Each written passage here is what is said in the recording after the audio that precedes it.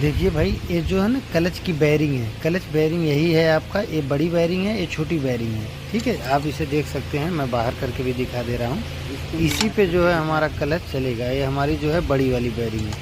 ठीक है, ये हमारा जो है आगे पीछे अप डाउन जो होता है सिस्टम, कैलिबर की तरह होता है। तो ये हमारा दोस्तों ना न्यू वाली जो है, आपको बता रहा हूँ कि क्लच बेयरिंग में जब कोई साउंड होता है गियर में, तो क्लच बेयरिंग की वजह से ही होता है। और एक जो है देखिए यहाँ पे पुराना है ना, ये पुराना वाला देखिए, ये देखिए हीट होके, ये देखिए ऊपर क्या हुआ है, ये जाम हो गई। देखिए हीट होके किस तरह से ये हुआ है, देख सकते हैं आप। तो इसको हम चेंज कर रहे हैं नया। अगर गियर में कोई आवाज़ हो तो इसे बदलना है।